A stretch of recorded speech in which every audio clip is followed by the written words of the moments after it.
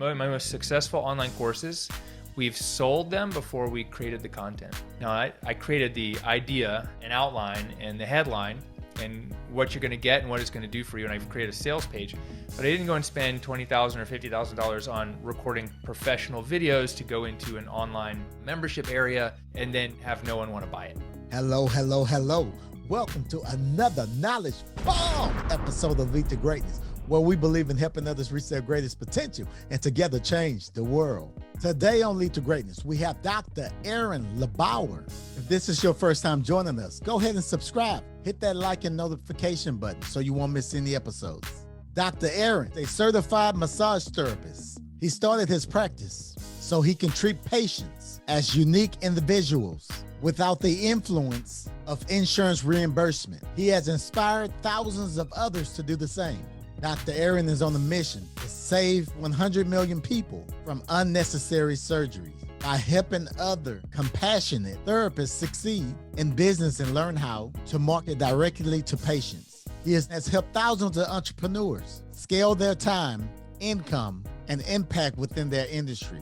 On today's podcast, Dr. Aaron discusses how to sell the product before creating it. Please help me welcome Dr. Aaron with how to sell the product before you create it.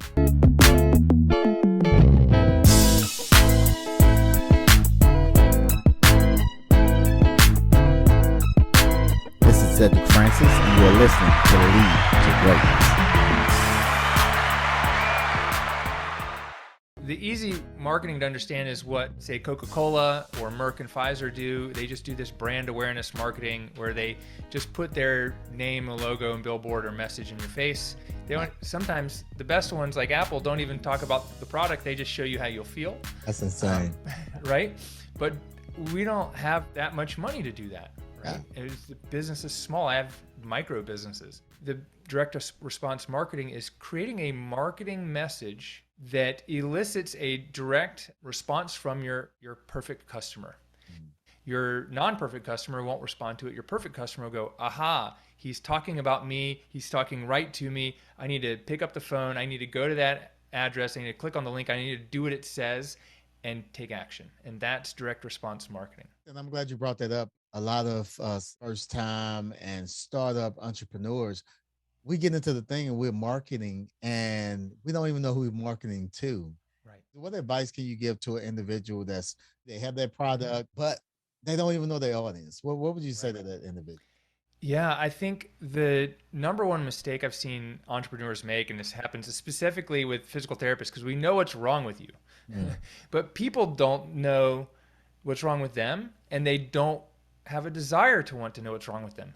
They desire to be able to run every day so they can train for the marathon and feel stronger and better and more confident and a good role model for their kids. But the only way I know those things is because I've asked the questions. And so to get to know your audience, you have to ask your potential customers questions.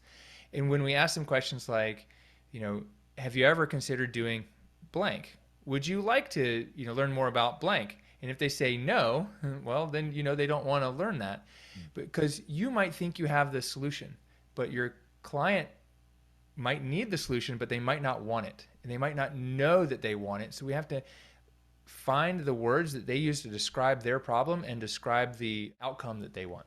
Wow, I like that. Here it is, physical therapy. And this is the range, it can be sports, can be age, can be someone that has a car injury. Like when you're advertising for, that aspect of physical therapy, do you go after everybody or do you target specifics? Well, Cedric, you bring up a great point, and you must be familiar with physical therapy a little bit, because physical therapy is people don't know what it is, and we can do so many things. We can do wound debridement, which means I can clean out dead skin cells out of wounds. I can do therapeutics where I can put electrodes on you and test your nerve conduction. I can help you with your back pain or help you recover from an ACL surgery. So if we try to go after everyone, we market to no one. We have to find our specific niche, and it's not just the niche of what we do. For physical therapists, a lot of times people say, hey, I do the MFR technique, or I do this other exercise technique. That's not the niche. The niche is in talking to the patients we want to work with and their problem and pain points. And I love that. I love that. Tell us about the time early on in your life that gave you the foundation to become a successful entrepreneur. Yeah, I think, it wasn't from my parents teaching me. It was my desire to race bicycles at the highest level possible. Wow. I was never really good at ball sports like growing up. Like I got better at basketball in college than I did in high school. So I never played varsity basketball in high school, but I could like play with some really good guys on the court right, by the time I got to college. The coordination wasn't there. Right.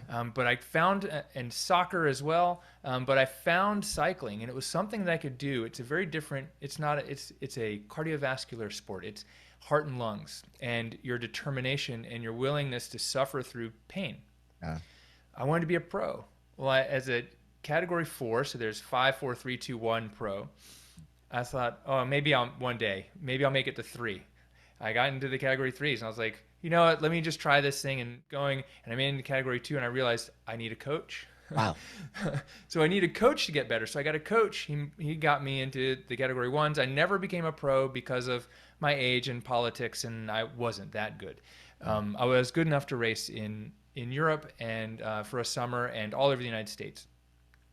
But what it did was teach me to how to lock onto a target and never let go of it. And if I have a goal, I'm going to do everything I can in my power to reach it. But as soon as I lost my goal, as soon as I got to this level where I didn't make the pro team, I had no more goals, I had no more motivation to do it. So I know that I learned that I have to lock on and have goals. I have to work with a coach, and I have to know why I'm doing it. Otherwise, it doesn't really matter. Wow. That is a knowledge bomb. That is awesome. I've done CrossFit. I've done cycling myself right before the MS. So you heard the MS 150? Yep. From Houston to Austin, Texas. I did the donations, ready for it, and I actually took sick right before it. Oh man. And yeah, and actually, but I used to cycle all the time. I used to cycle a minimum 3 times a week. I mean, I went at it. I was going at it, and I loved it. So I definitely understand this aspect. There's something in cycling that I think is really interesting. When I used to cycle, you start off at one location, you got to get back to the other location. Right. So even if you get tired and you want to stop in the middle, you're like, I got to get here because you're on a bike. You cannot stop. I mean, what was your experience with that? What have that taught you, as far as entrepreneurship? Yeah, you nailed it. So when I was 18, we used to go on these group rides with the guys that were 30 years old. Right. And they'd take us out of town. I didn't know how to get back. And if I got dropped, I had to find my way back. And one day, me and my friend Andy, who ended up being a really good pro, we got dropped, and I was like, do you know where we are? He's like, no, but I think it's this way. And we just kept going until we recognized a street we knew, and we took like a really busy street back into town because, that was the only way we knew how. But what it taught me was resourcefulness, right? And it taught me that if I'm leading a ride, I know where we're going, and but if I follow a ride, I'm a good follower, right? So I can lead and go, or I can follow and let someone else take control. But if someone else doesn't take control, then I'm going to say, hey, we're going to do this. And, like I just learned so much. I think that it's the resourcefulness. You can't quit.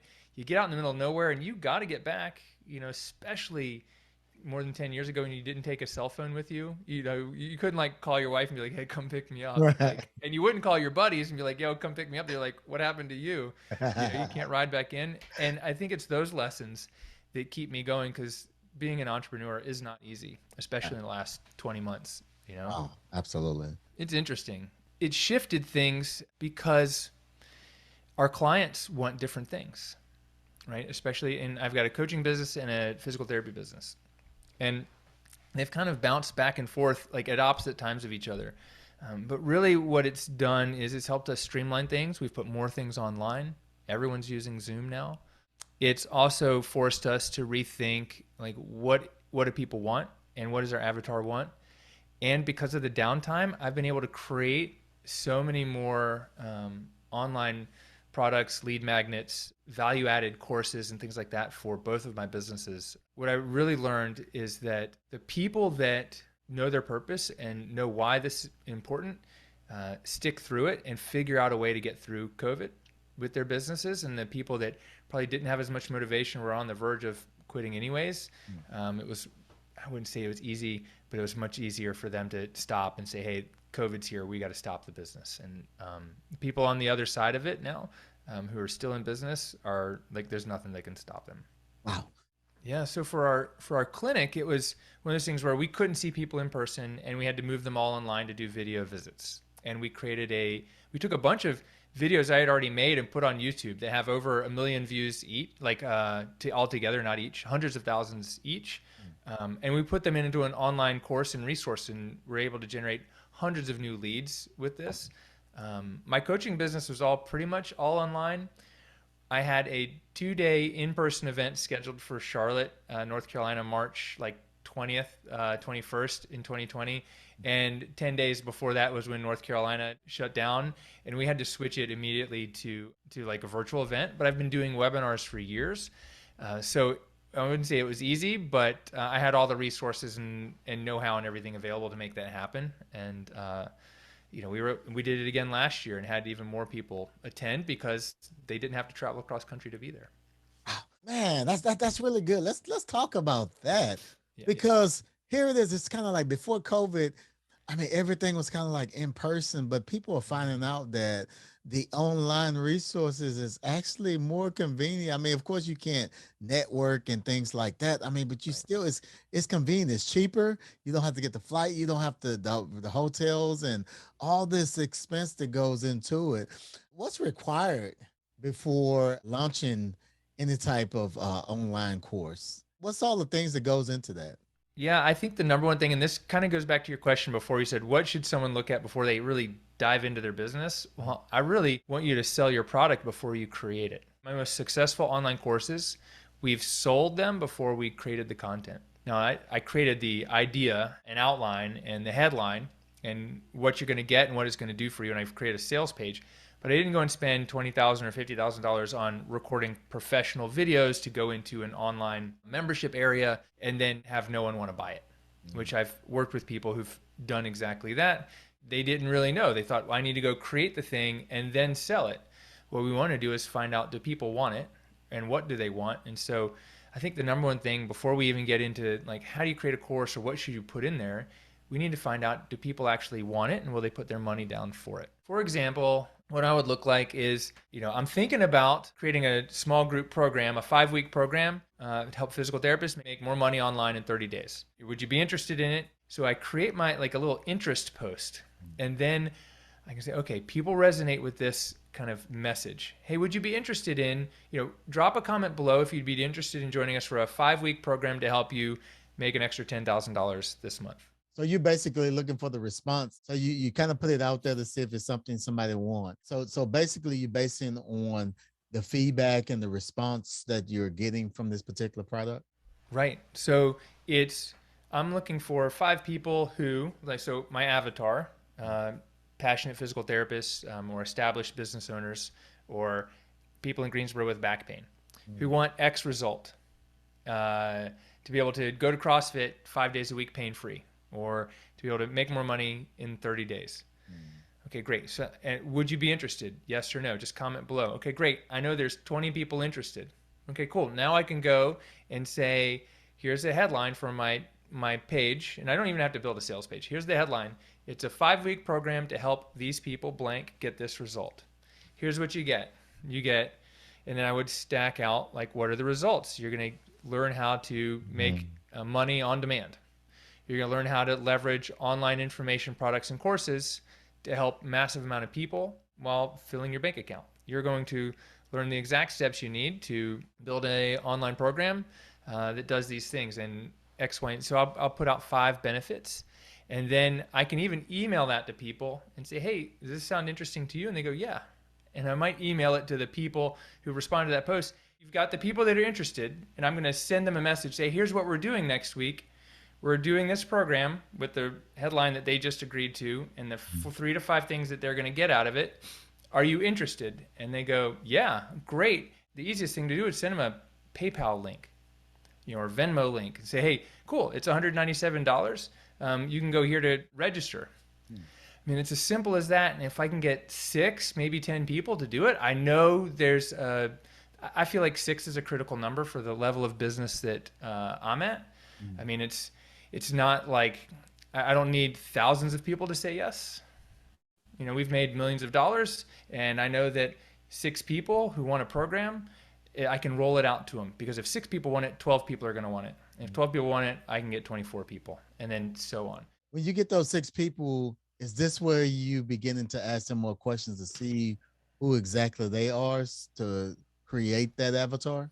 Yes, exactly. Because I'll know, like, I've got people that I've worked with before, and I'm like, I love working with this person. Okay, so what is it about them? Okay, and then I'll take a guess, or maybe I'll ask them. And then I get these 6 people, and I go, okay, here's the 6 people that are in this new program or got this new product. What is it, specific things about them that they might be similar to my main avatar, but maybe now there's a more specific reason they got into this product or program.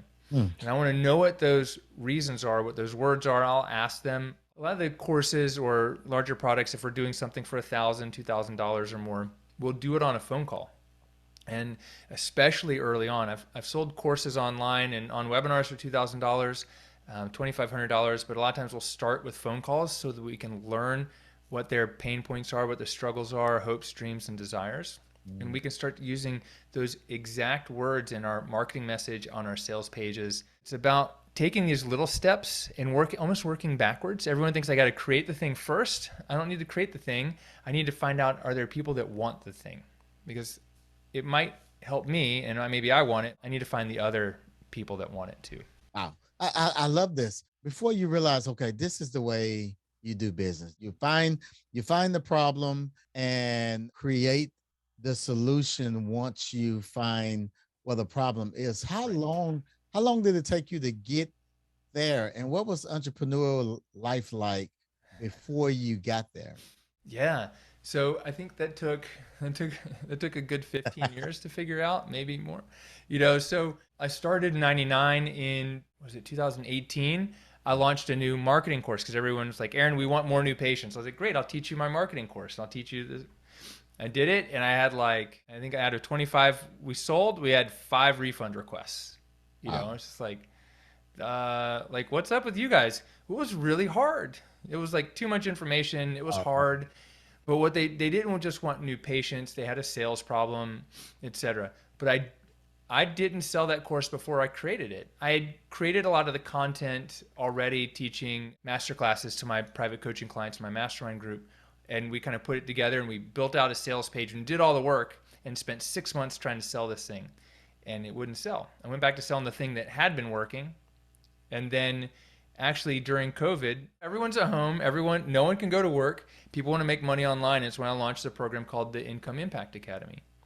This is when I figured it out, because I launched it and I called it an Income Impact Mentorship, and it was going to be 5 days, 2 hours a day, $197, how to make money online by do a course and a podcast and a blog, and I was going to teach you webinars and all this stuff. And not a single person bought it. And I was like, well, I'm just going to go. I promoted it for 3 days, and nothing happened. It came back a month later. I changed the headline. I took out 80% of the content, and I said, I'm going to teach you how to make money online in 30 days. And it was primarily creating an online course. And we had 97 people enroll for $197. That's insane. Yeah, it was without a sales page. It was just a checkout page. That is a knowledge bomb. And you are really helping us right here. And I think because you have people, great entrepreneurs with great product, and you just said it. You just changed the wording. You changed the wording, and you went from 0 to right at 100 people to sign up. I mean, that's huge. Thank you. That's huge. Yeah, it's amazing. I'm like, I don't believe it. I was like, what's happening? You know, like I hit the formula. I got the formula right, but no one gave me the formula to start with. I had to, we have to figure it out. Wow. And I know, I know you're giving us, you're really giving us a lot right now. You're giving us the formula that can help us with marketing and creating product. I mean, man, you're giving this formula. I mean, everything you're saying, I'm like, wow, that makes a lot of sense. That makes a lot of sense. It's what I created for basically physical therapists or any healthcare entrepreneur, really anyone, to make money online. And it was one of those like inception courses. Like, I'm going to show you how to do this, but at the same time, I'm going to show you how I did it. you know, and it really, like I said, it took me so long to figure out, like, I have to sell it before I create it. And we did this with the 5-week boot camp I just finished up a few weeks ago, where we didn't even have a sales page. We just did this very similar thing. It was like a high ticket 5-week boot camp. We only had 10 people, and we sold it before we created the content. And it very successful, moved 2 people into my next level mastermind group. And like I said, like so has it taken me 20 years to figure this out and really trust it. But I've seen it work for hundreds of other people in the last few years as well. This is so amazing. Thank you. Thank you for sharing that information with the Lead to Greatness community. I think we're definitely going to be better just for that information alone. That is some key points that can change the trajectory of the way we do business. I want to talk a little bit more about physical therapy clinic. Let's talk about that. What inspired you to begin that journey and why? Well, I was racing bicycles, and one summer in high school, my legs just felt really like heavy, and they just didn't feel very good. I must have said something to my mom, and she was like, well, maybe we should get you a massage. And I was like, okay. And I got a massage by this woman who was a sports massage therapist here in Greensboro. And I never felt better riding my bike the following week. I was like, wow, there's something to this. Wow. And then one of my mentors racing was big into getting massages at the races. And I got into massage therapy. And then as I became a massage therapist, I'm a problem solver by nature. I like working with my hands. People were telling me, Aaron, I've been to see everyone, physical therapists, chiropractors, surgeon, a massage therapist, and you're the first person to touch me where I'm hurt and help me with my problem. I was like, wow, okay. So I had so many people like this, and they're saying, well, when will I finally get better? Well, I didn't know. Massage therapists aren't supposed to know that. So my wife encouraged me to go back to PT school. And I went to PT school, and on my very first clinical internship, I saw 43 patients one day. And I realized that day when I saw 43 patients, like, I can't give them the hands-on care that my clients for 6 years have already been telling me that they were missing. Wow. I can't do this in this industry. I can't see 4 people in an hour and give people what they need. So I'm going to need to go start my own clinic, but I have to start my own clinic without relying on insurance companies, because when we contract with insurance, they pay so little. That's what makes us have to see more people per hour. And so I did that right when I graduated. Everyone looked at me like I was crazy. Like, it's not going to work. People won't pay more than their copay for PT. But we didn't market physical therapy. We marketed to active people who want to stay fit, healthy, and mobile. Wow. And so, yeah. Come on, Aaron. How in the world did you grow a physical therapy clinic if you don't take insurance? Well, we know our avatar, do really good work, and our competition has a distinct disadvantage. And not everyone's going to want it or recognize it, but the disadvantage they have is that they're like, people go there and they have to wait long time, and they're not treated like a person. They're treated like a body part. And we put a lot of care and time into it. And people are already paying me $85 an hour to do massage therapy, like medical type massage. So we started a little bit higher for PT, and we charge a lot more now that I've learned how to sell. But what we charge for PT is still much, much less than what the hospital bills insurance, and many people are actually stuck with. It's just people contract with us. So the other real reason is when insurance is in the mix, as the physical therapist or owner, the insurance is telling me, hey, we're not going to pay you to do that treatment. And I have to say, well, my patient needs that treatment. And they're like, yeah, but we won't pay you. And the patient goes, but my insurance is supposed to pay for this. Why won't they pay you? Or why can't you do this? And so then we have a triangular relationship. And we all know, like with our personal relationships, triangular relationships are no fun. Yeah. So, so we avoid the middleman and just contract directly with our patients. We have a conversation with them about what they want. And it's not right for everyone, but for a lot of people, it's exactly what they've been looking for. Wow. I love this. I love this. So when you're doing all this, what's your number one marketing strategy? Yeah. Gosh, the number one, there are 2 things that we've done that have been like amazing are our internet presence. So having a website and having blog articles and links to our website and everything. But when people come to our website, we have information on our website that resonates with them that they want to download. So they'll download our guide on back pain, and then they'll get a series of emails from me. So word of mouth is definitely the number one, but word of mouth is only going to take us so far. So word of mouth, I don't really consider a marketing strategy. So it's getting people to my website and opting into one of our lead magnets and following up with them on email. That's the strategy that works the best. It works for me. It works for my clients. And we just have to, there's just a lot of moving parts. You got to get in front of people, and you got to title it something that they want. And you got to follow up with them in a way that gets them to know and like you, so that when they're ready for your service, they know where to go get it, or you've made an offer the day that they've decided, oh, I need this. Another knowledge bomb. This is some really, really, really good information that you are sharing with us. Just reading on you that, some things that you have ADHD. Mm-hmm. Yeah. ADHD. And I remember back in school, ADHD, you're a problem, you have mentally challenged and all these different things. So let me ask you a question. How do you keep yourself organized and focused even through having ADHD? Oh man, you don't want to look down at my desk. The things that keep me focused is I use, like, before Google Calendar, I had a 3x5 card in my pocket, and I just had the list of things, and I would cross them off, and I had kind of different sections, and it looked really bad. Now Google Calendar, if it's on my Google Calendar, it's happening. If it's not on there, it's not happening. And I have to not only schedule my appointments, really even with my wife, for business, in with myself. I have to put my workouts on there. I have to put, I'll schedule time to do certain projects on there, schedule time with my kids on there. If it's not on my calendar, it's not happening. But I also can't remember my calendar in my head. I have to look at it because it takes up too much space in my head to try to remember all that. So I think there's that part, right? So that's like the organizational part. And then the other part is to say, okay, I know what my goal is. I know why I'm doing this. I know the things that frustrate me so much that have me getting up at 5:30 in the morning, to, go to work and be excited to go to work.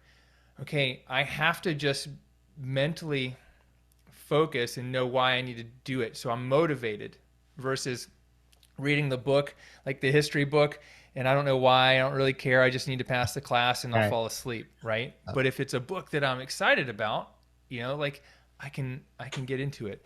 Those are the two big things that have worked for me. I think everyone's got like different ways of doing it, but for me, it's a bunch of sticky notes here, or ideas, but they don't keep me organized. It's the calendar and scheduling and just writing things down when I think of it. And so I'll put things in a Google Keep. I'll put things in like the Google Tasks, and I'll put it on my calendar if I really need to do it. And that's my current system.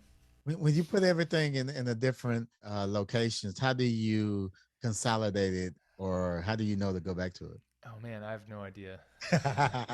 It just happens. So the Google Calendar, I've synced my work calendar. I've got a bunch of different colors on there. So there's that one thing.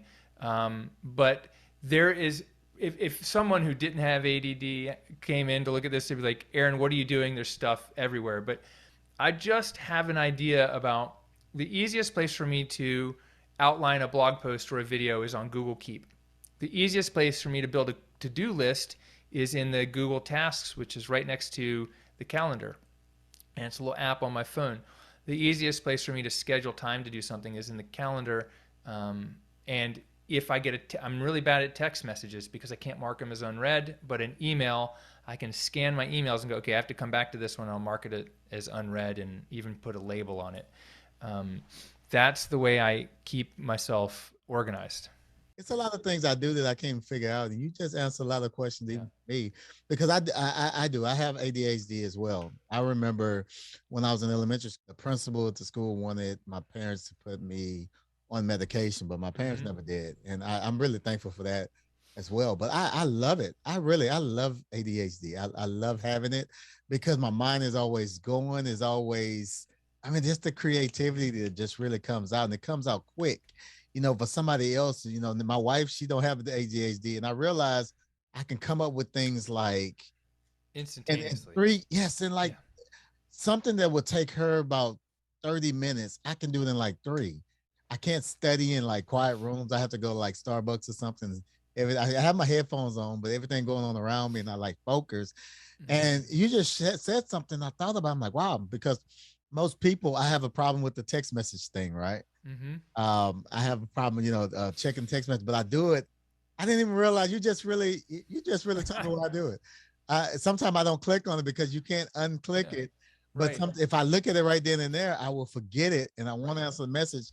So I wait till I'm at it. Man, you just helped Yeah. me. And it's like anxiety of like, what if I look at it and I don't have time to complete the task? Yes. Right? What if my kids interrupt me and I don't have time to get and I'm going to lose it, so I don't look at it. And my sister-in-law will blow up a text message thread with thoughts all over the place, like, "What are you doing to me? Like I can't, Oh you my know, I, goodness. I had no, you just helped me. I'm gonna have to send this.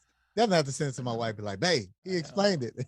Yeah, whoever created text messaging, at least on the Apple platform, doesn't have And ADD, they and did. they need to make an unread function on there. Yes, I would Oh my love that. gosh. I would love that. I have the same issue, Yeah. Yeah.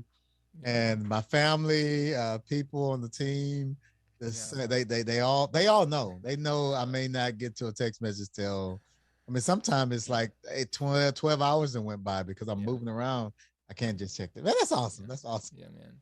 Oh man, that's Yeah. awesome. I That's was awesome. also in fifth grade. We were like me and the other kids with ADD were sat in a room without windows and told to study harder.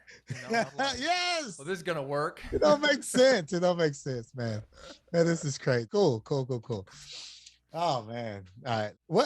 What are some leadership growth tips, tools, advice that you can share with the Lead to Greatness community to help us reach our greatest potential? Yeah, I think the big one that comes off the top of my mind is be honest.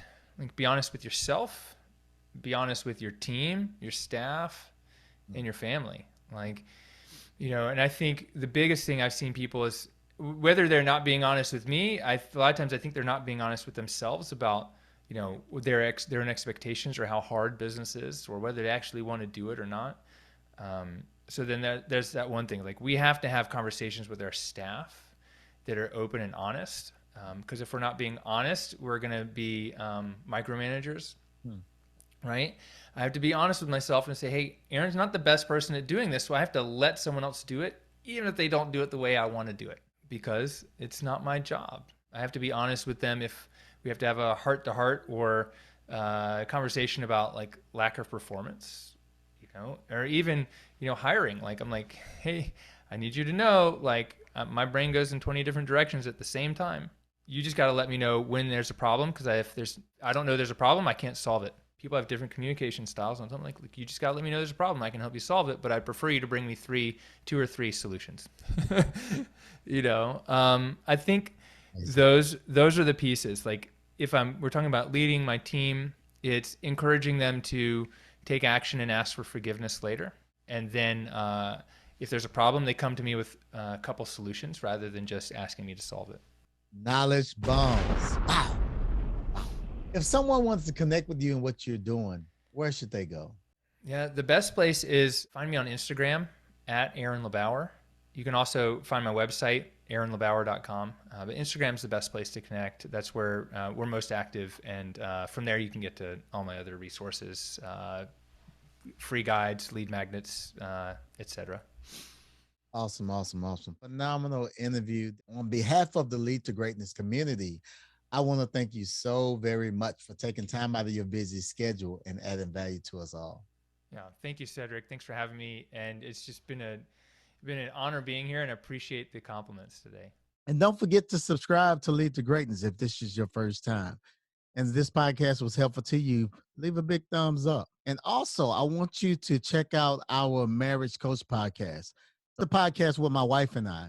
If you're on iTunes, please rate this podcast and leave a review and help get the word out. Again, thank you, Lead to Greatness Nation, for joining us on today. Looking forward to seeing you again on next week. Till then, remember, if you help others reach their greatest potential, together we can change the world. Peace. We out.